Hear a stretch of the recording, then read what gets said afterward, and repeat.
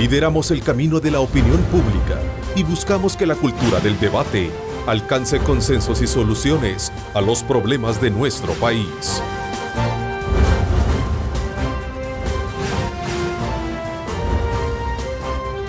Diálogo con Ernesto López. Hola, ¿qué tal? ¿Cómo están? Qué gusto, qué placer enorme saludarles. 11 de julio, lunes. Bienvenidos a Cadena Megavisión. Somos canales 15, 19 y 21, cubriendo todo el territorio nacional. Iniciamos una nueva semana y si todavía no ha cumplido sus metas, no desista. La vida es una constante de lucha, de sacrificio, de mucho esfuerzo, por lo cual pues usted no tiene por qué desmayar para poder enfrentar cualquier obstáculo que se le presente y así de esa manera pues superar cualquier necesidad. Así es que desde ya póngale muchísimo optimismo. Los salvadoreños nos caracterizamos por eso, nuestra fe puesta en Dios en primer lugar y de ahí todo para adelante. Esta mañana nos acompañan un grupo de panelistas conocedores de la realidad del país con quienes vamos a medir el estado actual de la política salvadoreña en varios ámbitos. Saludo cordialmente a Paul Steiner, consultor, empresario y fundador del Movimiento Democracia Limpia. Paul, bienvenido. Gracias, Ernesto. Un gran placer estar contigo, especialmente que hoy es nuestro primer aniversario. Así es. Saludos cordiales también para doctor Oscar Godoy, politólogo. Gracias por acompañarme, don Oscar. Gracias, Ernesto. Un saludo a los colegas y a los televidentes. Cordialmente también saludo a Douglas Avilés. Douglas, bienvenido. No, gracias a ti por la invitación. Saludos a la audiencia y a los panelistas. A ver, varios son los frentes abiertos que tiene y voy a comenzar por analizar un poco el papel que ha venido jugando la Fiscalía General de la República como objeto de investigación que trazan precisamente bajo una expectativa política muy importante para el país. Sin embargo, dicha actuación deja a su paso también para algunos sectores una estela de preocupación debido a si estos casos que ha perfilado y ha presentado en los últimos días van a tener los alcances esperados. Solo para citar un ejemplo, voy a poner el caso de los gobiernos locales que están siendo investigados por supuestos vínculos con grupos delincuenciales, sumado a posibles casos de corrupción en administraciones públicas. Pero también hay otro elemento bien clave que hemos visto esta semana y particularmente el día viernes, que tiene que ver precisamente con la desarticulación que hubo sobre grupos policiales que habían estado actuando como grupos de exterminio, al menos esa es la acusación que se tiene. Ese es un elemento muy importante que vamos a aprovechar, hacer en ese análisis pertinente sobre el estado actual del país y también de otros que tienen que ver precisamente con el papel que están haciendo los partidos políticos de cara a ponerse de acuerdo para establecer un acuerdo fiscal en el país. De hecho, hoy vemos que los principales matutinos reflejan que hay mucho acercamiento, hay un gran, están a punto de lograr un acuerdo fiscal que permita al gobierno poder de alguna manera tener los recursos pertinentes para impulsar su agenda social. Así es que vamos a sumar estos y otros elementos claves que han ocurrido en los últimos días, la muerte del cónsul de Rumanía en El Salvador también, que fue el día de ayer, y que de alguna manera pues vamos a tenerlo que analizar en el contexto de los temas que hemos planteado. Por esa razón me voy con nuestra compañera de labores, Lorena Melara, para que siempre nos dé los insumos pertinentes que nos van a ayudar a desarrollar a lo largo de esta hora y media con nuestros invitados los temas planteados. Gracias, Ernesto. Buenos días para ti y tus panelistas. Te comento que a ese trabajo fiscal que ya adelantaba se suman otras investigaciones que revelan grupos de exterminio en la zona oriental, específicamente en San Miguel, y que estaría involucrando a miembros de la corporación policial. Veamos. Al menos 30 homicidios estarían siendo atribuidos a este grupo de exterminio que menciona a 3 jefes policiales y 3 agentes de la delegación de San Miguel. Este grupo pudiera haber participado en alrededor de 30 asesinatos. Vamos a tener mucha gente que pensará que es correcto de que se elimine delincuentes. Desde nuestro punto de vista como Fiscalía General de la República, nuestro país no se debe de convertir en el viejo oeste. Bajo estas pistas fiscales, el rumor de exterminio contradice una labor policial apegada a la ley, pues también le siguen la pista a miembros del GRP por una masacre en 2015. En el caso de los compañeros del GRP, incluso nosotros reconocemos la valentía de algunos de ellos de haberse presentado voluntariamente ante el requerimiento de la Fiscalía. y nosotros estaremos dando un seguimiento permanente y cercano a su caso, porque estamos absolutamente seguros que nosotros actuamos en el marco de la ley. El combate trazado continuará, dicen las jefaturas, pues la criminalidad ha infiltrado distintos sectores como las alcaldías. Ernesto, frente a los casos de las alcaldías que ya enfrentan un proceso judicial, el alcalde de San Miguel ha dispuesto toda la información de los empleados de la comuna ante las autoridades para conocer o descartar cualquier hecho delictivo. Con esto vuelvo al estudio para el análisis de este y otros temas de país. Adelante. Así es, una vez colocando el termómetro vemos que la temperatura de país es bastante alta. A ver, nuevamente gracias por acompañarnos. A usted también, amigo televidente, les invitamos a que haga uso de nuestras redes sociales, @diálogo21, @Neto López Radio, para que nos escriba. A ver, ¿qué valoración tienen ustedes sobre el estado actual de la seguridad en el país, tomando como referencia los acontecimientos últimos que muestran supuestos grupos de exterminios dentro de la estructura policial? El país no debe ser convertido en un viejo oeste, como decía en su declaración el fiscal general de la República, y los últimos asesinatos, un concejal, un alcalde y, bueno, el día de ayer en las últimas horas un cónsul, el cónsul honorario de Rumanía. ¿Qué es a criterio de ustedes lo que está pasando en el país? Don Oscar Godoy y el resto tiene la palabra. Bueno, hay que comenzar diciendo que el tema de seguridad sigue álgido en este país después de haber discutido tanto sobre el valor y el potencial de las medidas extraordinarias. Muchos creyeron que el tema iba a resolverse. Sin embargo, un buen número de personas también señalaban que la estructuración del crimen en El Salvador es tal que puede lograr reestructurarse, mutar y terminar siendo quizás mucho más peligrosa. Hace un par de meses yo mencionaba de que una de las características que podía desarrollar el crimen en el país son los atentados hacia funcionarios, que más adelante quizás hacia diplomáticos y a empresarios. Los asaltos violentos a mano armada y la reestructuración de robos a casas es otra de las dinámicas que el crimen va a ir desarrollando en el transcurso del tiempo, porque las medidas tal como están diseñadas no son suficientes. Por otro lado, sigue vigente el tema de la impunidad. No es suficiente la capacidad de la Fiscalía para hacer justicia, para hacer investigación, para promover una persecución más eficiente del crimen. Y también la policía, por su lado, no está logrando el control territorial que la lucha contra el crimen supone. En un escenario como este y en una Fiscalía que tiene demasiados flancos abiertos, que da el golpe, lo publicita, pero no sabemos después qué pasa, como por ejemplo, no se ha dicho ya nada de los casos de corrupción, del enriquecimiento ilícito, la investigación sobre el extravío de información sobre viajes de un presidente, el caso de falta de información sobre el crimen impune de un motorista irresponsable de casa presidencial que no sabemos quién es, autoridades cubriendo. En una situación como esta, el tema de seguridad sigue latente. A ver, Douglas. Mira, la realidad del país es tan compleja que la fuerza de seguridad, desde mi perspectiva, se mantienen cotidianamente al filo de la navaja.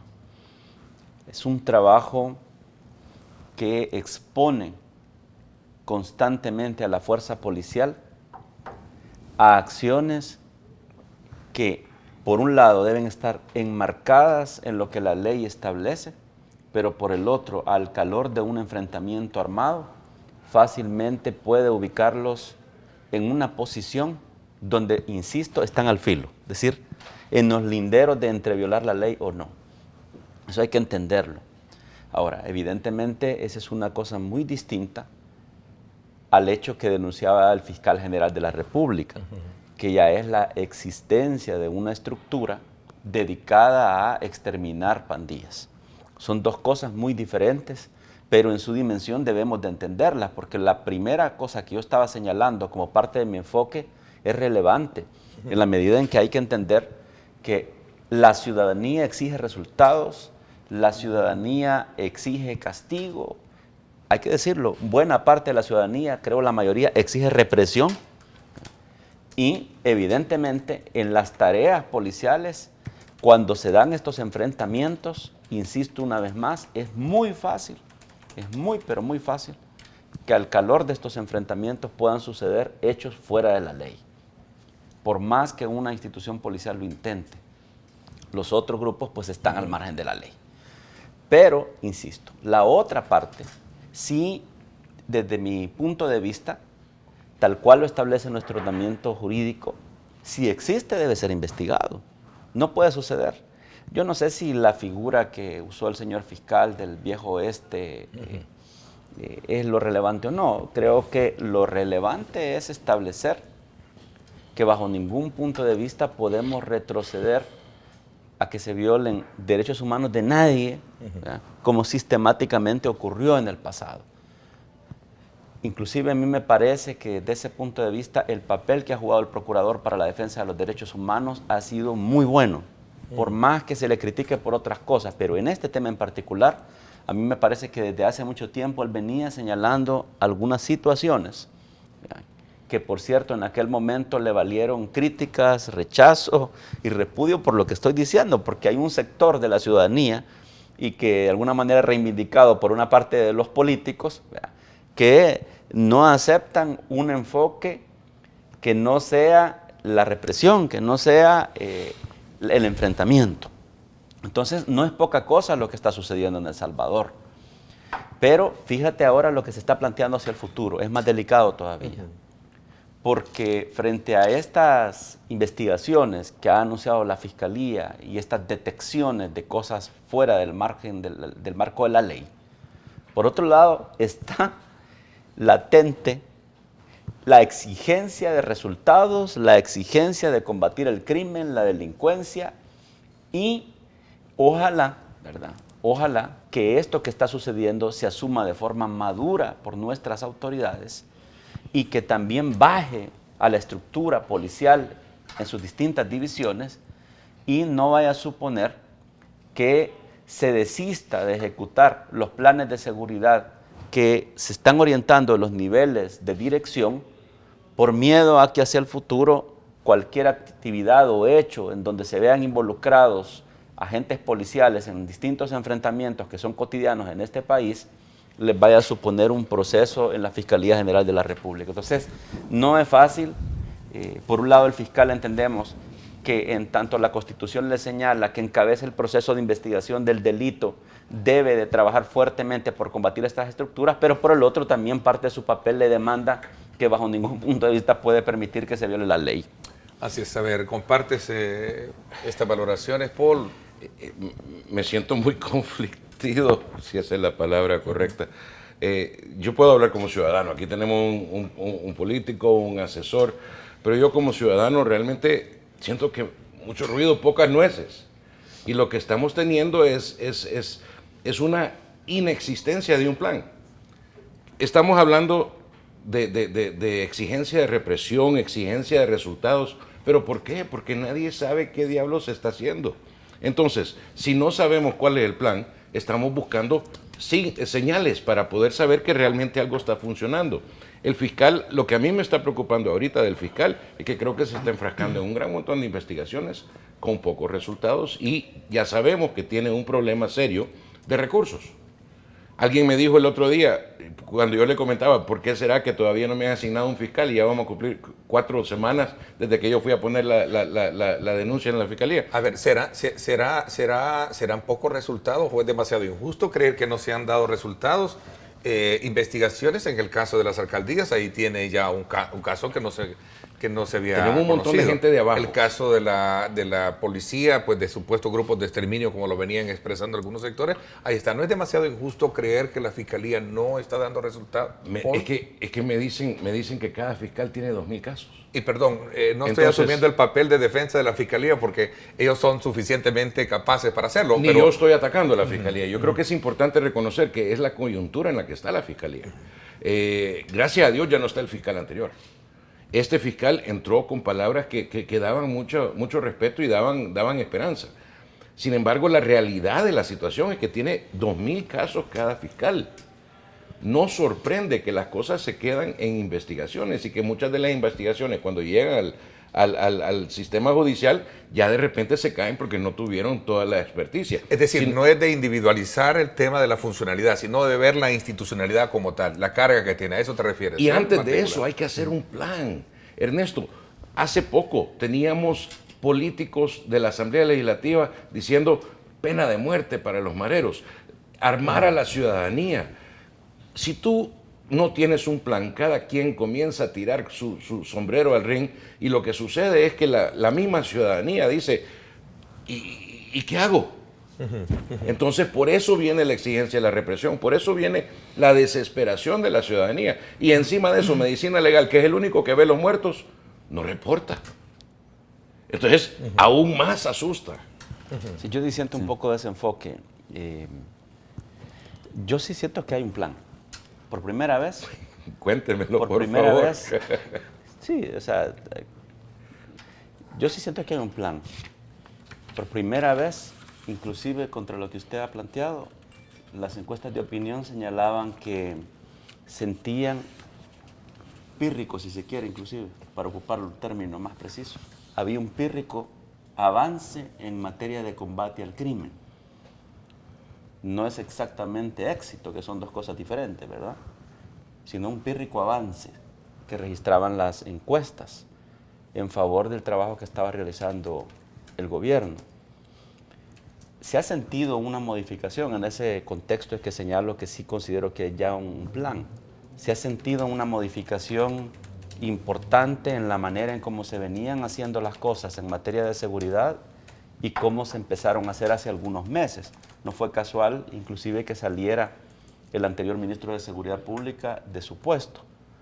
Por otro lado, la Fiscalía General de la República, yo comparto la idea de que no está dando los resultados que deseáramos, pero desde mi punto de vista, inclusive hay ratos en que siento que ha abierto demasiados frentes en un intento por tratar de demostrar que sí están haciendo su trabajo, lo cual puede ser criticable, pero para mí el resultado de alguna manera es positivo en la medida en que hay una institución que está tratando de hacer su trabajo. Por cierto, un paréntesis, lo que se ha señalado aquí de que la Fiscalía, por ejemplo, ya no se supo qué más hizo con los casos estos de probidad y tal, bueno, yo creo que también tenemos que ser objetivos en ubicar las cosas en su justa dimensión.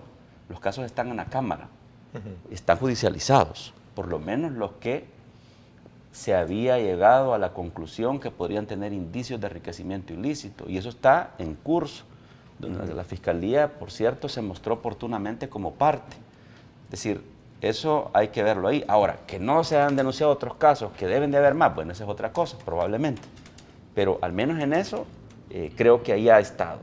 Es decir, y en el conjunto de todas estas cosas, probablemente lo que ha dado como resultado no nos gusta. Sentimos que es insuficiente, que las cosas no cambian, que siguen igual. Eso es bien cierto que en la percepción también sucede. Pero una cosa es eso, y que estamos en la libertad de decir, no sentimos que da resultado, esto no va para ningún lado. Pero otra cosa es no ver objetivamente que ha habido intentos de desarrollar un plan que no me gusta la manera en que se hace, bueno, esa es otra cosa. Y otras instituciones que han empezado, al menos han iniciado un intento por mostrar un rumbo distinto al que se venía teniendo en medio de todas esas precariedades, en medio, ahí sí comparto con el licenciado Godoy lo que decía, en medio de que todavía la impunidad no ha logrado ser derrotada. Lo señalaba recientemente el informe a propósito de la extensión del TPS en El Salvador, dentro de uno de sus elementos. Mencionaba dos relevantes. Uno es que continuaba un clima de impunidad y lo otro es que decía que no se lograban judicializar todos los casos a nivel del órgano judicial, por señalar dos. Entonces, pero ese es un estado de cosas que supuestamente, entiendo yo, las instituciones están tratando de derrotar en el tiempo. Que no ha sido logrado, pues es una cosa distinta. Como se trata de ser objetivo, ¿verdad? dentro de la objetividad uno también debe decidir de qué lado se va a poner, ¿verdad? Si se va a poner uno del lado del discurso oficial de que todo está bien y que todo funciona, que es el discurso estructural, que a veces esconde también una adhesión ideológica o estructural orgánica que no se dice pero se entiende. O se pone uno del lado de la gente, del lado de las víctimas. Y desde la perspectiva de las víctimas es que uno opina de que no hay resultados tangibles. Yo coincido en que las medidas, y entre comillas medidas, en seguridad que ha implementado el gobierno, son medidas que han contribuido a reducir homicidios, pero eso no da para afirmar que está resolviendo el problema de la seguridad, porque los otros crímenes que son tan intensos como el homicidio, como la extorsión y las desapariciones forzadas de jóvenes, de adolescentes, está ahí y muchas veces incrementándose, ¿verdad? Entonces la objetividad requiere ponerse de un lado también y la eticidad de esa posición es ponerse al lado de las víctimas, porque si uno hace una apología del discurso oficial, uno no hace una contribución al debate. Y ahora que usted toca eso, doctor Godoy, ¿qué señales muestra para usted y para el resto de la mesa esta desarticulación de supuestos grupos de exterminio frente a esa expectativa de la población que quiere que este problema se resuelva? Sí, allí es donde, si uno le pregunta a las víctimas están molestas con el fiscal, porque las víctimas quieren justicia. Y ese es el problema, que en El Salvador no está caminando el tema de justicia. Las investigaciones se quedan muchas veces en el lado del marketing. Los golpes de mano que da el fiscal los da desde la Oficina de Comunicaciones y Marketing, pero la Oficina de Operaciones, que es la que debe ayudar a poner a los delincuentes frente al juez con pruebas suficientes para que el juez no desestime. Eso por un lado. Mientras haya impunidad, va a haber una sensación, más allá de la percepción, de que no se está haciendo nada por la gente.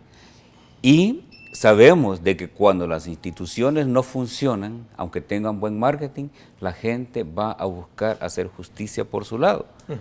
Eso, la única manera de pararlo es aumentando la capacidad institucional, es incrementando las operaciones en el terreno y demostrando que los golpes que se dan son efectivos y se pone a los delincuentes tras las rejas. Por otro lado, no coincido en que haya un plan, ¿verdad? Cuando uno se sienta con honestidad a leer el gran plan del gobierno País Seguro, es una falacia y un conjunto de contradicciones lógicas que uno no puede llamarle plan. Cuando uno habla de la necesidad de un plan, no solo quiere plan, ¿verdad? Quiere plan que sea suficiente, que sea efectivo y que sea realmente un instrumento suficiente para luchar contra el crimen. Las medidas de seguridad no son más que la demostración de que el plan País Seguro fracasó y hubo que recurrir al enfoque militar, al enfoque represivo, que era lo que este gobierno se resistió durante 7 años. Y eso solo es parar que se rebalse el huacal. Tenemos que parar que entre el agua al huacal para comenzar. Y si uno diagnostica una enfermedad, tiene que tomar en cuenta todos los síntomas. A ver, hay dos que no creen que hay un plan. Douglas sí lo cree. Por alusión, 15 segundos, Douglas, y el resto también tiene la palabra. Yo creo sobre que el tema del plan, ¿no? En estas cosas tiene que guardar la serenidad. La definición de objetividad no es que mi enfoque prevalezca sobre el resto. Por supuesto que yo estoy al lado de las víctimas. Pero estar al lado de las víctimas significa que voy a validar que hayan grupos fuera de la ley para hacerle justicia a esas víctimas. No se está validando eso aquí. No, ¿verdad? No Entonces, se está validando eso. Lo digo para matizar entonces que hay que tener cuidado en el hecho de que es relevante, por un lado, que exista justicia para estas víctimas, pero en el marco de la ley. Y por otro lado, también creo que es importante no caer en una categorización porque no se piensa igual, ¿verdad? Porque yo he señalado que una cosa es admitir que no hay resultados. Yo creo que no hay suficientes resultados. Yo considero que no se ha logrado lo que se debería. Y acabo de señalar inclusive que las encuestas han mostrado un pírrico avance. El término pírrico es fuerte en lo que se podría estar haciendo en el combate al crimen, precisamente porque establezco como conclusión que no se ha logrado lo que se buscaba. Pero otra cosa es cerrar los ojos, ponerme gafas oscuras y no admitir al menos que ha habido una modificación en la manera en cómo se venían haciendo las cosas y que para unos eso no es plan, no que son medidas. Para mí creería que había un intento de ejecutar un plan y que hay instituciones que de alguna manera están haciendo un esfuerzo, que probablemente no son los esfuerzos y ni son las prioridades que yo quisiera que estuvieran en la mesa, pero eso es distinto. Por eso mencionaba yo el caso de la Fiscalía General de la República, que es debatible. Evidentemente que muchos van a expresar que creen que el papel es insuficiente, que hay temas más relevantes y que no se están logrando los suficientes resultados. De hecho, el informe que estaba señalando recientemente que enviaba a Estados Unidos por la ampliación del TCS lo dice. Prevalece en El Salvador un clima de impunidad y señala además que no se logran judicializar todavía todos los casos. A eso me refería. Es decir, el avance no es tal, el avance no es tal. Existen tibios esfuerzos para encontrar el camino, ¿verdad? A eso era que me estaba refiriendo. Pero hay que no me pongo de lado, es decir, termino solo la idea de esta manera. O sea, si se ha interpretado mi posición como que me estoy poniendo del lado del gobierno y de la fiscalía, bueno, lo lamento por ustedes, pero es mi opinión. Y yo considero de que hay que tener la serenidad suficiente para no solo ver uno de los árboles, sino que tratar de ver lo más que se pueda el bosque completo. Y ahí muy seguramente, ahí totalmente de acuerdo, llegaremos al punto en que ciertamente las cantidades de víctimas que hay todos los días en este país, producto de cantidades de delitos, todavía siguen exigiendo justicia que no encuentran por ninguna Pero manera. esa justicia se compone del trabajo en conjunto de un montón de instituciones. Y eso es lo que se necesita en base a un plan. Que cuando entren por una puerta al sistema judicial no salgan por la otra 3 días siguientes. ¿Dónde está la asignación de los magistrados del CNJ para vigilar la actuación de los jueces? ¿Dónde está la actuación de la Corte Suprema de Justicia para echar a muchos de estos jueces que ni siquiera han pasado el examen del CNJ una sola vez que han tomado el examen? ¿Dónde está el trabajo de llevar educación vocacional a las comunidades para que los pandilleros o los jóvenes, que ahora llamamos ninis, no vean la ruta ilícita más atractiva que la ruta lícita? ¿Dónde están los incentivos para incrementar la economía, para que se creen trabajos, para poder darles trabajo, ya en vez de que la 18 y la MS sean los que les dan trabajo? ¿Dónde está el trabajo contundente por parte de la Fiscalía yendo por los de arriba en vez de solo los de abajo? Ahí es donde yo tengo mi crítica más grande. Estábamos hablando antes del programa que la democracia se construye de abajo para arriba, pero el crimen se ataca de arriba para abajo. Tenemos un montón de gente en investigaciones por todo tipo de cosas, hasta por la tregua, pero y los grandes, los peces grandes, los intelectuales del crimen, ¿qué pasó? Tenemos un montón de cosas, como por ejemplo la admisión del partido Arena de que ellos fueron los destinatarios finales de los 10 millones o no sé cuántos ya son de Taiwán. En público lo dijeron dirigentes del partido. ¿Dónde está la investigación sobre eso? ¿Por qué diablos ellos no están en el banquillo ahorita diciendo devuelvan? Ese es pisto del patrimonio del Estado. La impunidad no se combate con solo la voluntad o las palabras. Se trabaja en base a un plan. Igual que yo le critico al secretario de Transparencia. Él dice, tenemos 150 denuncias de casos de corrupción. La lucha contra la corrupción no se mide en el número de denuncias, se mide en el número de dólares restituidos al Estado, porque de ahí salió en el principio. Yo como ciudadano estoy sumamente indignado, no por la falta de resultados, por la falta de plan y la falta de cooperación de todos los actores políticos, de que no están preparados a sentarse y decir, vamos a trabajar por el ciudadano, en vez de, no, mira, vamos, 2 para mí, 1 para ti.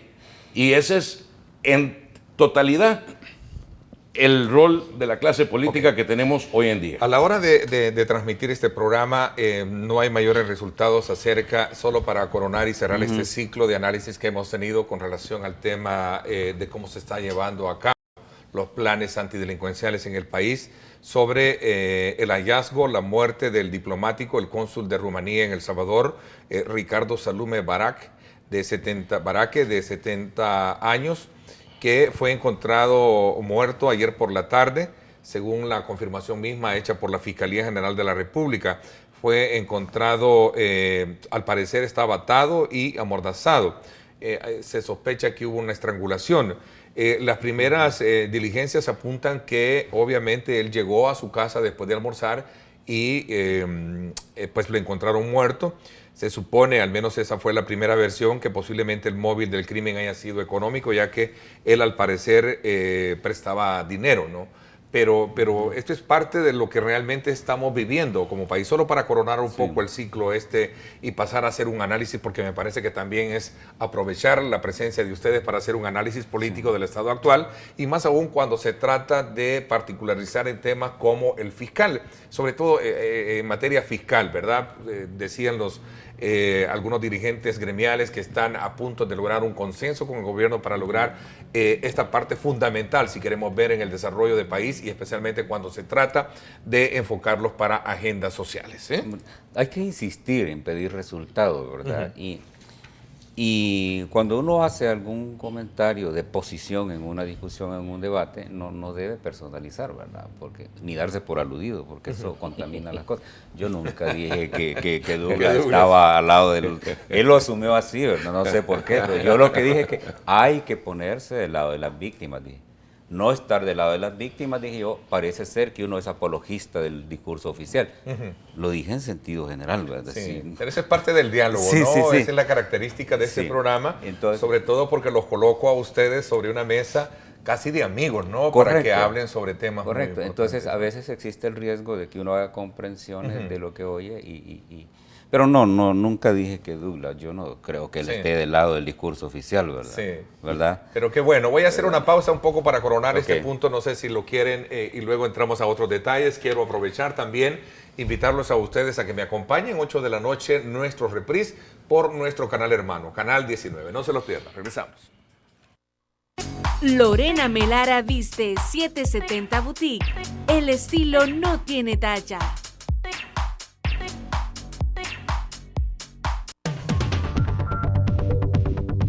Solamente he visto las noticias y ahí se ve que sí están atacando, pero por lo demás, no, pero en lo personal no lo he podido constatar. Sí, están trabajando fuerte, ¿verdad? ¿Y eso es bueno? Sí, claro que sí, es bien importante apoyar a la policía, porque sin ellos no podemos sobrevivir. Hace falta trabajo, hace falta coordinación, hace falta esfuerzo, hace falta generar más confianza y hace falta también más trabajo táctico.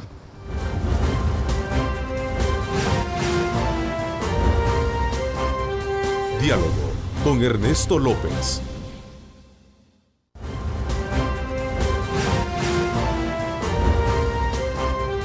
Diálogo con Ernesto López.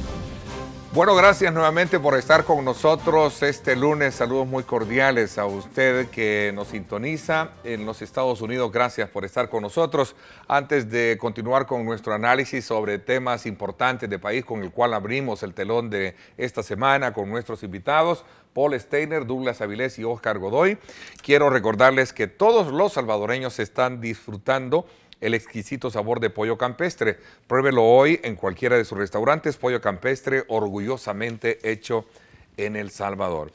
A ver, no sé si coronamos un poco el cierre de este tema para poder entrar a hablar sobre este otro que tiene que ver precisamente con la responsabilidad que tienen los partidos políticos y el gobierno mismo y otros sectores de la vida nacional para poder lograr llamémosle una sostenibilidad fiscal en el país que le permita impulsar varias agendas al gobierno, especialmente enmarcados en el tema del incremento de la energía eléctrica del 13% como se anunció. A ver, no sé si tienen la palabra.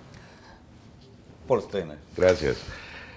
Bueno, como ciudadano llevo ya más de 10 años ajustándome el cincho. La responsabilidad fiscal de los ciudadanos comenzó hace mucho tiempo. Yo creo que ahora que el gobierno y los partidos políticos comiencen a reconocer que el gobierno tiene que ajustarse también el cincho y tiene que aprender a manejarse dentro de sus ingresos, como lo hemos hecho los ciudadanos. Es bueno que el presidente lo haya ya reconocido y mencionado el pasado fin de semana, donde dijo que es urgente una ley de responsabilidad fiscal. Al fin, sí, gracias a Dios que lo ha reconocido, porque llevamos los ciudadanos ya varios años recordándoselo a todos los políticos.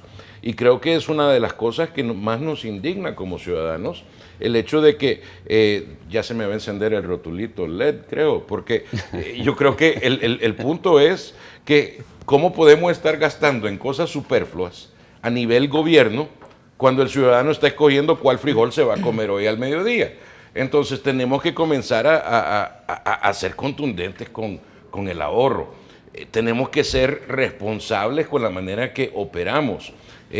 Tal vez repasar el primer artículo de la Constitución sería buena idea para toda la clase política y en particular los que están en puestos de funcionario público. ¿Por qué? Porque el soberano es el que ahorita se está sacrificando. Es hora que el funcionario comience a ajustarse el cincho también. Mira, que si es bueno, sí es bueno. El asunto es cuáles son las condiciones en que este anuncio ocurre o se da. Primero, antes de referirme a eso rápidamente, debo decir que algunos de nosotros venimos insistiendo sobre la necesidad de establecer medidas concretas a nivel fiscal desde hace cantidad de años, ¿verdad? Porque el problema no es nuevo, el problema viene de ratos. Y hasta ahora, pues esto había caído en saco roto. Por cierto, una triste anécdota de este tema de la fiscalidad es cuando tu servidor era diputado de la Asamblea Legislativa y suscribimos un acuerdo donde le dábamos unos préstamos al Ejecutivo en aquel momento con el compromiso de que se impulsaran una serie de medidas de corte fiscal y nunca ocurrieron, ¿verdad? Pero bueno, cierro la anécdota. Entonces, pero hoy, qué bueno, sí, qué bueno, pero ¿bajo qué condiciones ocurre? Ocurre en un momento en que el Ejecutivo está literalmente contra la espada y la pared, está orillado, ¿verdad? Porque la Asamblea Legislativa hoy tiene una integración diferente que obliga a construir, por lo menos para aprobación de nuevos préstamos, mayoría calificada con arena. Y eso está resultando cada vez más difícil. Entonces, las fuentes de préstamos, de financiamiento, otra cosa son los argumentos por los que no se dan, cuesta más ahora. Tiene el problema entonces de financiamiento. Segundo, la situación económica del país, el ciclo de productividad, hombre, de más está decirlo, está bastante estancado. Tercero, la inversión extranjera en el país, si la local, interna, está resultando difícil, la extranjera, a pesar de los avances que pudieron haber dado las oficinas dedicadas a estas políticas públicas, sigue siendo bastante complicada. Y por otro lado, el gasto público, es decir, la manutención cotidiana de todo el aparato del Estado, que incluye el gobierno central y todos los demás órganos del Estado e instituciones que reciben presupuesto ordinario de la nación, es altísimo, sobre todo en lo que se refiere al pago de salarios de todos los empleados del sector público. Entonces, y no hay chance de obtener recursos frescos si por el contrario algunas de las apuestas se han perdido. Ejemplos, el préstamo que venía para la CEL, ¿verdad?, que ya no se terminó otorgando. Entonces, bajo todas estas condiciones, ¿verdad?, en que el gobierno, repito, está orillado, se anuncia un pacto fiscal o se reconoce la necesidad de. Bueno, entonces yo lo que esperaría, como creo que mucha de la ciudadanía, es que esto no sea parte de una estrategia para facilitar apoyos financieros, sino que de aquí se deriven acciones concretas en materia de mayor rigor en la parte de austeridad, mayor rigor en la parte de priorización del gasto, qué tipo de apuestas se hacen, y mayor rigor también en las medidas que se están tomando para tratar de paliar la no llegada de recursos, como los nuevos impuestos, ¿verdad? Fíjate que es interesante lo que Luis Membreño, el economista, nuestro buen amigo Luis Membreño, hacía. Por cierto, lo he invitado a hablar sobre este tema en los próximos días. Él decía al periódico La Prensa Gráfica, que lo publica, por cierto, este día, el primer paso es el que ha dado el presidente, dice, de decir, tenemos voluntad de hacerlo. Lo segundo está por definir ¿Cuál es el método que se va a utilizar precisamente para esto, don Oscar? Sí, cuando se habla de pactos entre gobierno y en este caso el sector empresarial, uno debe también estar alerta, ¿verdad? Porque en teoría los pactos de naturaleza política, porque esto es eminentemente político, deberían estar incluyendo también a la población en la discusión, en el debate. Pero cuando se está planteando un pacto fiscal entre gobierno y empresarios y a espaldas de la población, uno tiene que resaltar eso. En primer lugar, porque generalmente un pacto fiscal puede ser utilizado, como bien decía Douglas, como una estratagema, ¿verdad?, para ablandar, digamos, a la otra parte y ponerla en función de cooperante, ¿verdad?, en la crisis de financiamiento que tiene el Estado y en la crisis de caja también que todo el mundo conoce. El pacto fiscal, más allá de los aspectos de tributación, debe centrarse también en el tema de eficacia y de eficiencia en la gestión pública, que es la que absorbe millones y millones de dólares en ese aparato de una burocracia tan cara, ¿verdad?, y tan rellenada en los últimos años. Debe tomar en cuenta también la racionalización del gasto y la priorización también. También se tiene que tomar en cuenta el tema de transparencia, la lucha contra la corrupción, que es donde se drena el dinero que recibe el gobierno. Un pacto fiscal centrado solo en el interés particular, aunque es legítimo del gobierno, y el interés particular, que también es legítimo de los empresarios, debe también tomar en cuenta los posibles impactos en la población.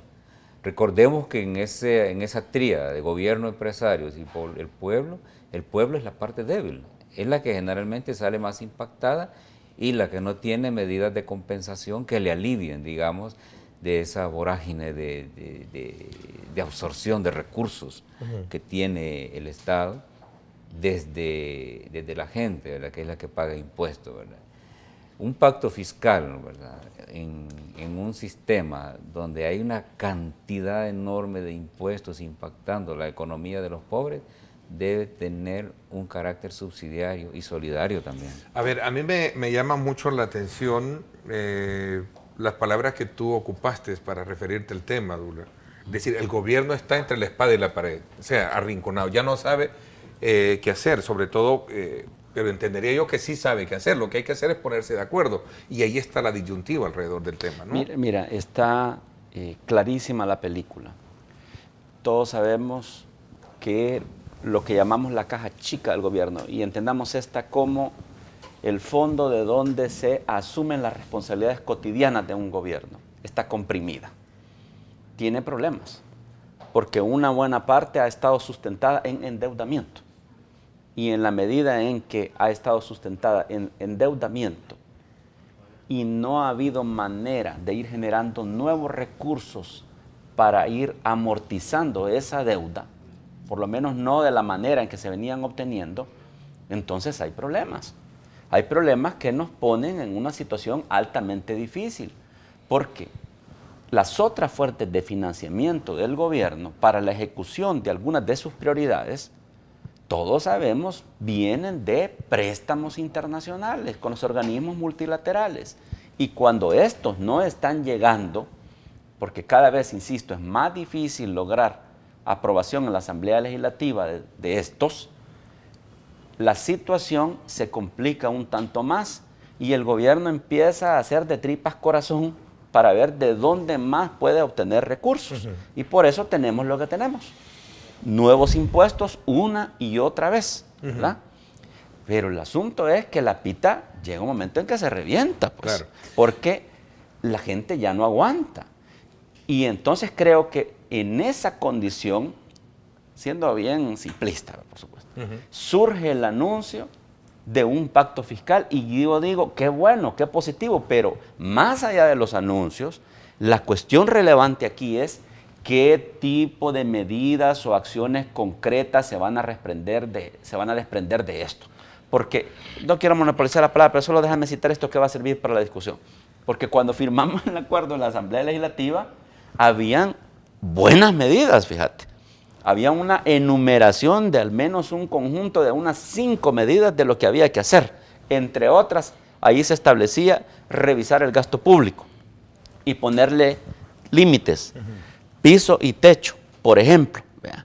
Entonces, aquí lo relevante será el tipo de medida, porque de lo contrario, lo que va a suceder es que si no se asume de esa forma, en unos meses vamos a estar probablemente en un ambiente caldeado, empresa privada, gobierno, donde los primeros, es decir, el gobierno, esté reclamando apoyo para nuevos recursos y el empresariado cumplimiento de medidas que se pudieron haber pactado en este momento en que se está anunciando. Ahí viene el gran debate. Y ahí se polariza la cosa. Sumo, porque me ha pedido la palabra Paul Steiner. Sumo, por ejemplo, una publicación que también hace uno de los matutinos en redes este fin de semana, viajes de diputados, y sin pretender querer señalar solo a ellos, viajes de diputados en 10 meses reflejan alto costo de los pasajes, por ejemplo. Solo para citar un ejemplo, ¿de qué lado debe de estar el tema de la austeridad? ¿Solo del gobierno o también de los otros actores del aparato del Estado? Del aparato del Estado. Tenemos, ¿no? 3 órganos, los cuales se tienen que sumar todos a lograr reducir su gasto. Pero la preocupación principal es cómo se hace si toda la expectativa de gobierno, ya sea ejecutivo o legislativo, definitivamente judicial, que se mantiene bien calladito, pero si la expectativa de ellos para reducir gasto es no reducir nuestro gasto, sino que el ciudadano pague más. O sea, 13% al saldo de energía es ilógico. 5% a la telefonía es ilógico.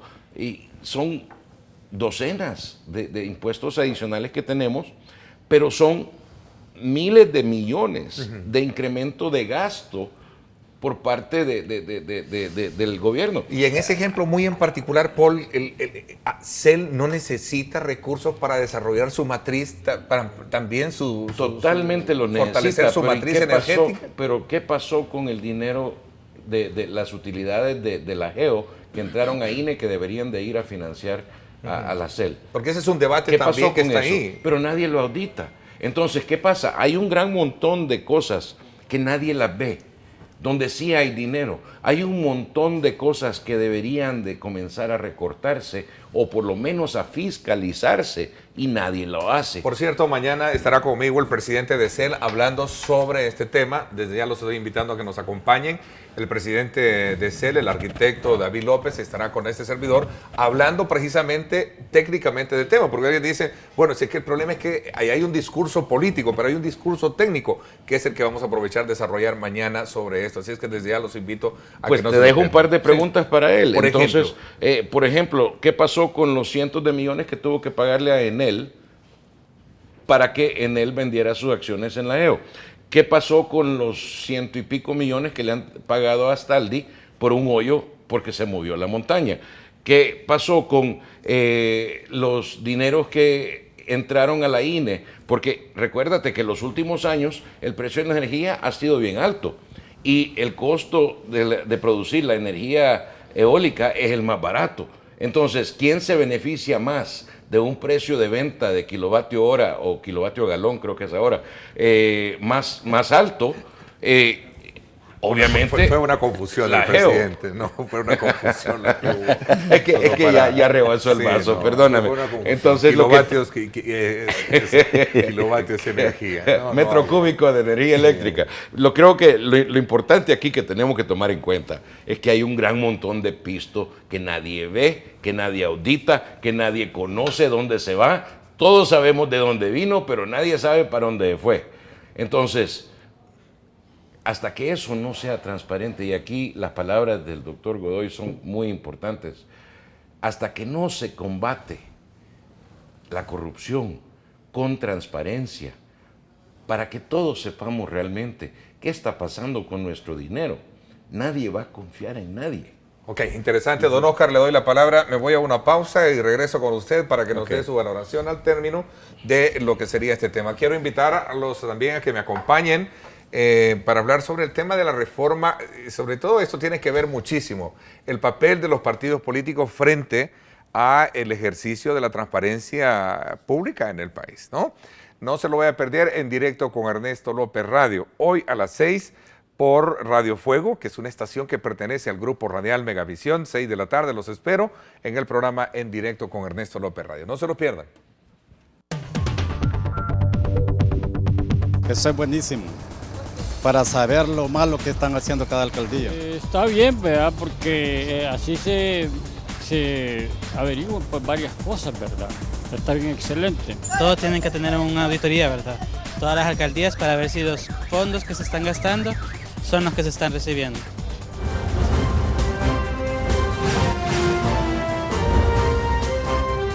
Diálogo con Ernesto López.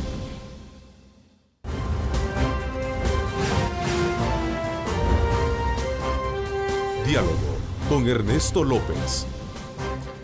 Bueno, muchísimas gracias por estar con nosotros a esta hora. Saludos muy cordiales también a quienes nos ven a través del www.megavision.com.sb. Don Oscar, producto de todo esto también estás hablando y quizás un poco parafaseando el tema de la necesidad que en el país todos logremos de alguna manera dar aportes muy significativos en materia de austeridad.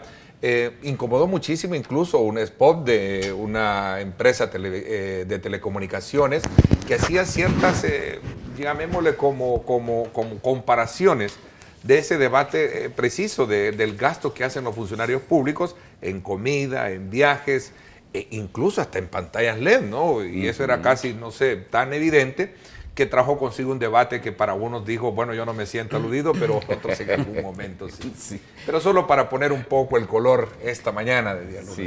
No, el spot de esta empresa telefónica logra un impacto en la psicología política de la gente, precisamente porque se ancla a un tema que está ahí latente en la discusión cotidiana de la población, ¿verdad? La población percibe que el estamento político es un depredador de recursos. Y digo depredador de recursos porque la exhibición que hay del gasto superfluo, de la buena vida, del buen vivir a costa del dinero del público, tiende a ser humillante. Hay teorías de la violencia que dicen que el patógeno de la violencia son los sentimientos colectivos de humillación, ¿verdad? Y un estamento político que se gasta miles y miles de dólares en un gasto superfluo como comida, bebida, viajes, etcétera.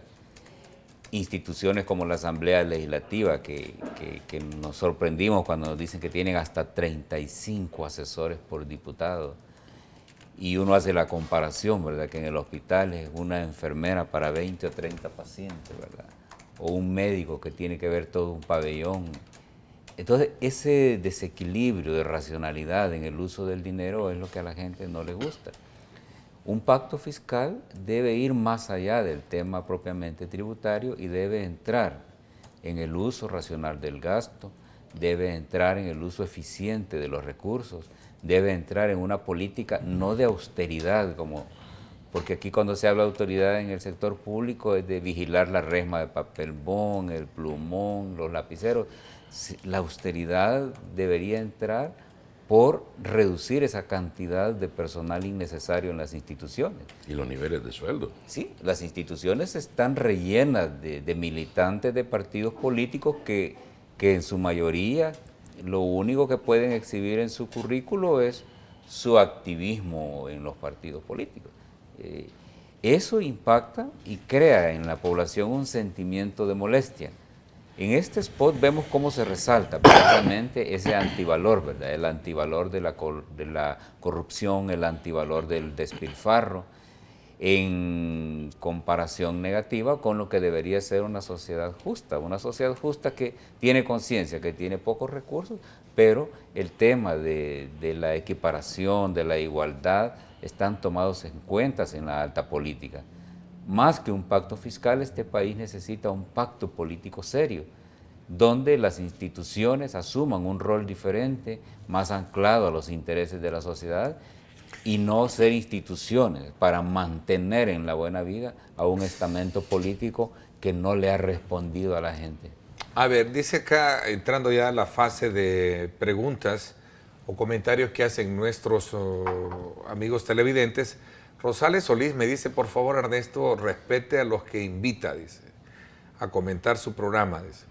Pasando los comentarios, no solo los de su gusto, le digo que no soy yo el que escojo los que a mí me gustan. De hecho, casi por lo general siempre retomo las preguntas de ustedes, pero si no lo retomo es porque ya están debidamente discutidos. Pero a ver, pregunta él, quizás para poder satisfacer un poco la inquietud del televidente, dice Ernesto, vaya, aquí me dice, pregúntenle a don Douglas Avilés por la impunidad de los presidentes como Mauricio Funes, dice, y del atropello del motociclista, dice, vaya Douglas, para poder de alguna manera llenar la expectativa del televidente. Aquí no hay bondad, aquí todos pueden, en la medida que haya respeto al tema y al televidente, se pasan. A veces no hay tiempo. Douglas. Bueno, son acciones que precisamente acrecentan el hecho de que en El Salvador todavía se permanece en impunidad en muchas áreas de la vida. Y yo lo decía desde hace rato, ¿verdad? Inclusive por eso organismos internacionales, países amigos, lo señalan en algunos de sus informes. Y es precisamente donde todos tenemos algún nivel de responsabilidad y debemos de luchar porque eso no ocurra. Ese último suceso de la persona que fue atropellada es realmente desafortunado, ¿no? La manera en cómo eso se ha manejado pues es poco feliz, ¿verdad?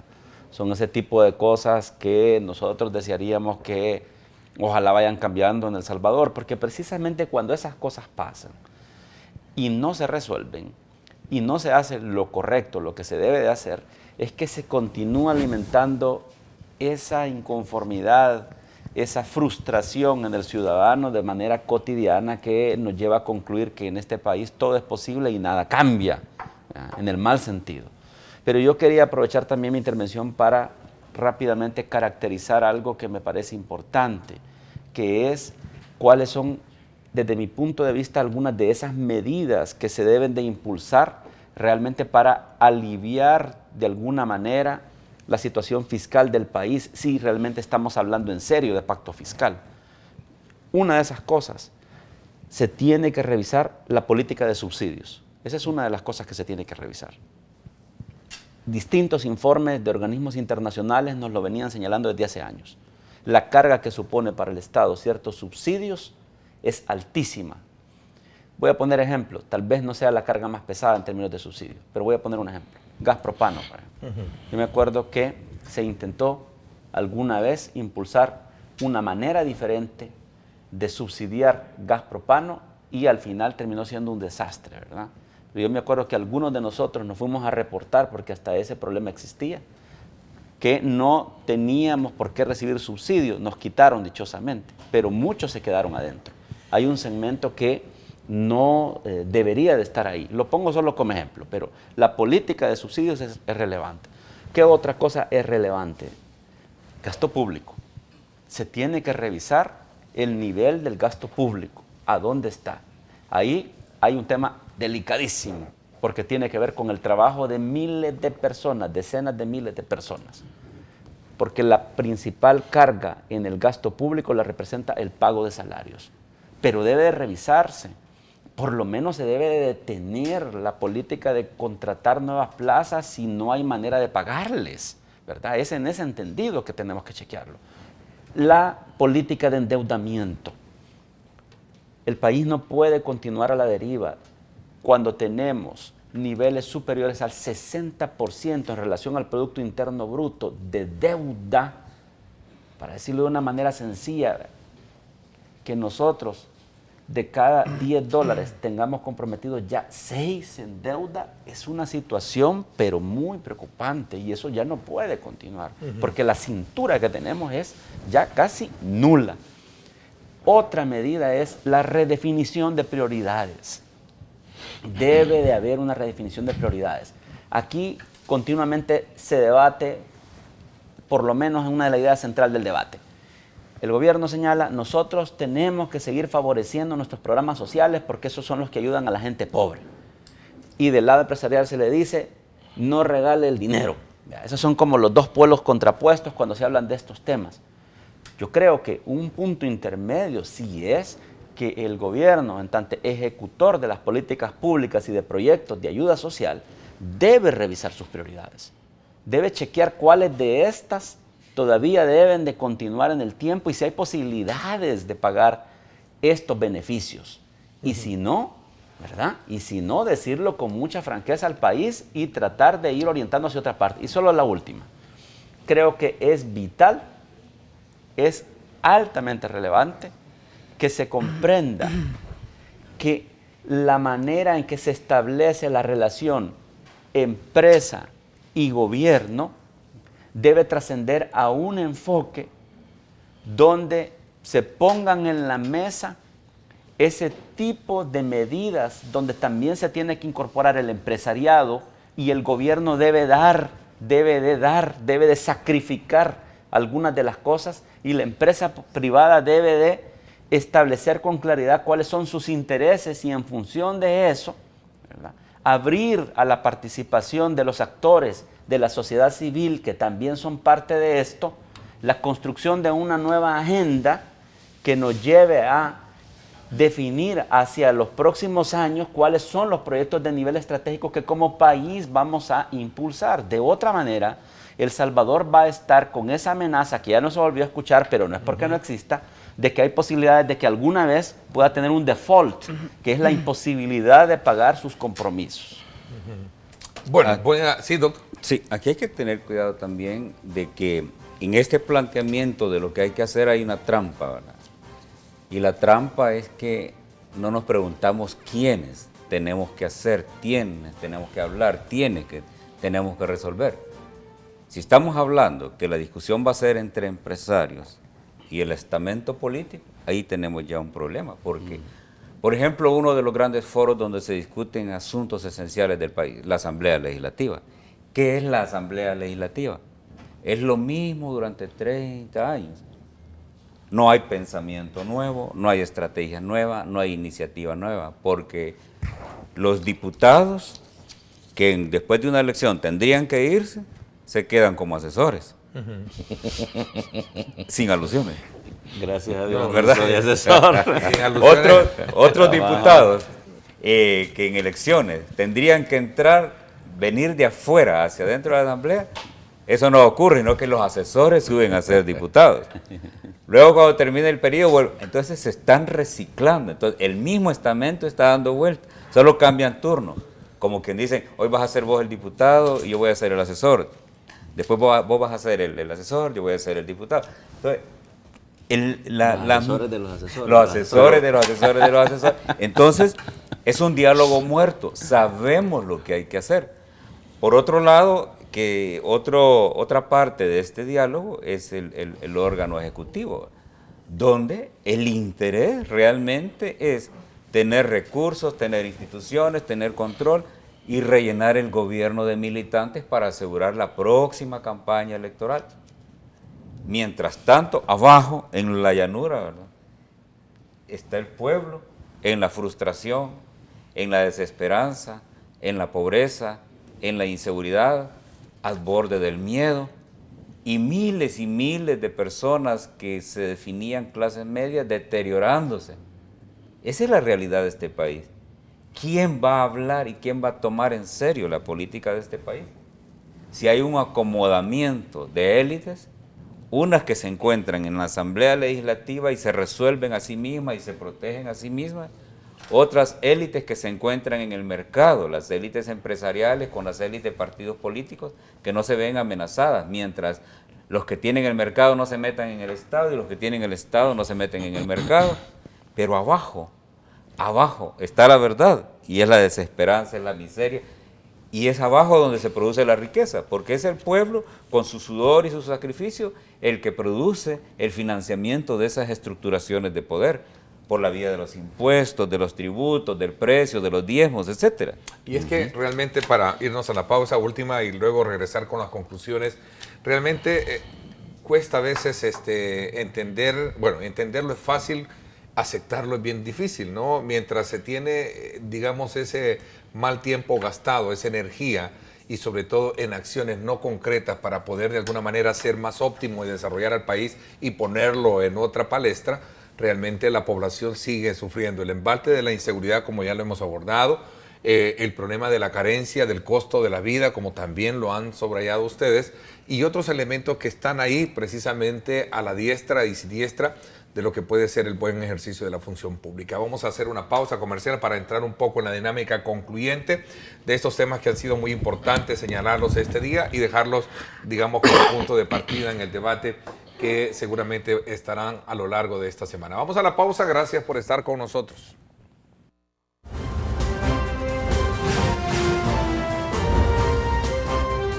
Diálogo con Ernesto López. La siguiente sección es por cortesía de la Universidad Francisco Gavidia. Tecnología, innovación y calidad. Bueno, nuevamente gracias por estar con nosotros. ¿Por qué es conveniente o no es conveniente ampliar los periodos tanto de alcaldes como diputados? Esa es parte de la temática que vamos a desarrollar ahora a las 6 de la tarde en su programa en directo con Ernesto López Radio. Así es que desde ya los invito a que no se lo vayan a perder. A ver, Paul, me había quedado con usted sobre las, llamémosle, conclusiones sobre los temas que hemos versado esta mañana. Solo terminando el punto sobre el tema del pacto fiscal. Creo que comencé mi intervención diciendo en buena hora, es hora de que se comience, pero también es peligroso quién se va a involucrar en tomar esas decisiones de un supuesto pacto fiscal. Recordémonos que en el periódico acaba de salir la noticia que un porcentaje del sueldo de los funcionarios públicos va para financiar los partidos. Entonces, si eso ya está sucediendo, el 70%, hay un 70% de sueldos más altos en el gobierno o en el Estado que en la empresa privada, en el sector privado. Entonces, obviamente, por ahí está para acomodar los ingresos de los partidos políticos. Si los zorros van a ser quienes deciden cuál zorro va a cuidar las gallinas, entonces inmediatamente lo primero que van a proteger son sus propios ingresos. Yo creo que hay un conflicto de intereses ahí y eso me preocupa en relación a quién va a decidir qué ahorros se van a hacer, etcétera. Fíjese que a mí en lo particular, cuando usted abrió este análisis, me gustó la frase de, bueno, la población, usted en lo particular, y será muchos, nosotros ya comenzamos a establecer a gustarnos el cincho como tal, ¿no? Porque sabemos que el costo de la vida frente a los ingresos o al poder adquisitivo que tenemos los salvadoreños, obviamente encarecido grandemente. Debería de ser una muestra ejemplarizante para que también la clase política, no solo el gobierno, porque aquí hay un discurso y recojo del debate que ustedes hacen constantemente, aquí casi toda la batería se le apunta al gobierno, pero aquí tenés 3 órganos de Estado que también tienen. El judicial tiene su cuota que aportar, el legislativo y el ejecutivo en este caso en particular, ¿no? Definitivamente, y ese es, yo creo que tomándole la palabra al presidente de la República, ofreciendo un incremento en la participación ciudadana, yo creo que este es un buen momento para que la participación ciudadana haga su aporte. Mañana, por ejemplo, si me permites un segundito, en el Auditorium FEPADE a las 6 de la tarde tenemos un foro llamado Respuesta Ciudadana. Habemos 7 organizaciones civiles que nos hemos unido para lanzar este foro. Está Fraternidad Unidos de América, de Salvadoreños en América, está el Grupo Sociedad Civil Organizada, está el Movimiento Poder Ciudadano, está el Movimiento Gran Corrupción del doctor Eduardo Lobo, y está otro grupo que se llama El Salvador Libre, además del Movimiento Ciudadano. Van a analizar este tema ahí. Vamos a hablar de una respuesta ciudadana a lo que está sucediendo en el país y cómo vamos a poder comenzar a limpiar la democracia. Esto no es partidario, es totalmente apartidario, pero es nuestra responsabilidad como ciudadanos para poder comenzar a decir, así es como queremos que nos manejen. Auditorium FEPADE, 6 de la tarde. 6 de la tarde. Don Oscar, 30 segundos en el análisis concluyente de estos temas que hemos abordado. Bueno, de manera recurrente en estos espacios que nos dan los medios de comunicación, uno insiste en la coyuntura, busca interpretarla, busca compartir con la gente su opinión, pero tenemos que hacer síntesis. Los grandes problemas de este país pueden definirse con corrupción, impunidad, incapacidad, y responsabilidad narcopolítica. Si no se resuelve en ese punto, cualquier cosa es periférica. Un pacto fiscal puede ser una trampa para que la derecha termine apoyando las finanzas del Estado. Ok, dura 20 segundos porque se me fue el tiempo. Mira, yo creo que está claro que a pesar de todo el escepticismo que tenemos, debemos de ponernos en función de construir juntos una agenda donde se definan temas estratégicos. Yo ya no llamo eso de pacto de nación ni nada porque ya no mucho creo en eso. No, una agenda donde se definan temas de nivel estratégico, donde es inevitable que confluyamos actores que tenemos posibilidades de incidir.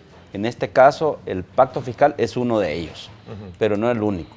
Ahora, el resultado que eso da dependerá del nivel de compromiso que exista de quienes participen y le cedan al otro la posibilidad de dar resultados. Les agradezco a los tres, sin duda alguna, por haber participado con esos aportes muy importantes. Gracias, Paul Steiner, doctor Oscar Godoy, también Douglas, te agradezco. Gracias. Por mi parte, no me resta más que agradecerles a ustedes y decirles que el secreto de la felicidad y el éxito de su vida está en su cercanía con Dios. Téngalo presente y después me cuenta. Así es que desde ya, gracias también por haber participado con sus mensajes.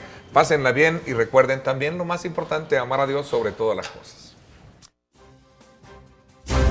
Lideramos el camino de la opinión pública y buscamos que la cultura del debate alcance consensos y soluciones a los problemas de nuestro país.